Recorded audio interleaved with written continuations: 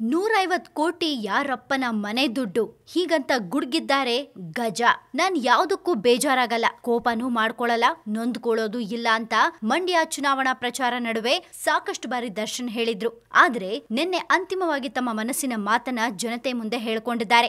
ಮಂಡ್ಯದ ತುಂಬಾ ಸುಮಲತಾ ಅಂಬರೀಶ್ ಪರ ಇಷ್ಟು ದಿನಗಳ ಕಾಲ ದರ್ಶನ್ ಹಾಗೆ ಯಶ್ ಪ್ರಚಾರವನ್ನ ನಡೆಸಿದ್ರು. ನಿನ್ನೆ ಬಹಿರಂಗ ಪ್ರಚಾರದ ಅಂತಿಮ ದಿನವಾಗಿದ್ದು ಬೃಹತ್ ಸಭೆಯಲ್ಲಿ ಗಜ ಗುಡುಗಿದ್ದಾರೆ. ನೀವು ಮಾಡಿದ ಕೆಲಸದ ಮೂಲಕ ಪ್ರಚಾರ ಮಾಡಬೇಕು, ಅದನ್ ಬಿಟ್ಟು ಏನೇನೋ ಹೇಳ್ತಾರೆ ಅಂತ ಹೇಳಿರುವ ದರ್ಶನ್ ಮಾತಿನ ಬಾಣಗಳನ್ನ ಬಿಟ್ಟಿದ್ದಾರೆ. ಕೈ ಮುಗಿದು ಸುಮಲತಾ ಅವರಿಗೆ ಮತ ಹಾಕುವಂತೆ ಮನವಿ ಮಾಡಿಕೊಂಡಿದ್ದಾರೆ. ನಿನ್ನೆ ಮಂಡ್ಯದ ಸಿಲ್ವರ್ ಜೂಬ್ಲಿ ಪಾರ್ಕ್ ನಲ್ಲಿ ಬಹಿರಂಗ ಸಭೆಯಲ್ಲಿ ದರ್ಶನ್ ಅವರು ಆಡಿದ ಮಾತುಗಳು ಹೀಗಿವೆ.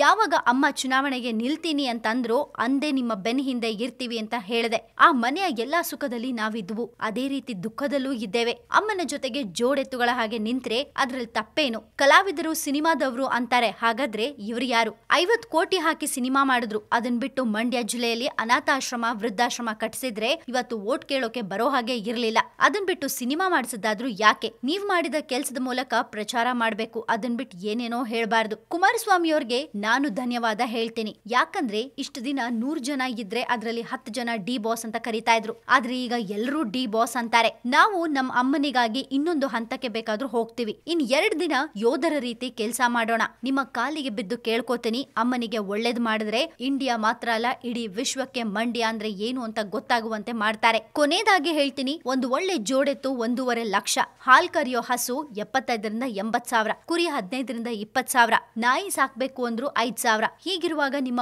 ಓಟನ್ನ 500,000 ರೂಪಾಯಿಗೆ ಮಾರ್ಕೋಬೇಡಿ. ದಯವಿಟ್ಟು ನಿಮ್ ಕೆಲ್ಸ ಅಂತ ತಿಳಿದು ಮಾಡಿ. ಅಮ್ಮನಿಗೆ ಒಳ್ಳೇದ್ ಮಾಡಿದ್ರೆ ಸಾಯೋವರೆಗೂ ಚಿರಋಣಿಯಾಗಿರ್ತೀನಿ ಅಂತ ಡಿ ಬಾಸ್ ಹೇಳಿರುವ ಮಾತುಗಳು. ಡಿ ಬಾಸ್ ಅವರು ಮಂಡ್ಯ ಜನತೆಯಲ್ಲಿ ಹೇಳ್ಕೊಂಡಿರುವಂತಹ ಈ ಮಾತುಗಳು ಎಷ್ಟರ ಮಟ್ಟಿಗೆ ವರ್ಕೌಟ್ ಆಗತ್ತೆ ಅನ್ನೋದು ನಾಳೆ ಗೊತ್ತಾಗತ್ತೆ. ಅಂಡ್ ಮೇ 23ನೇ ತಾರೀಕು ಫಲಿತಾಂಶ ಬಂದ ಮೇಲೆ ಗೊತ್ತಾಗತ್ತೆ.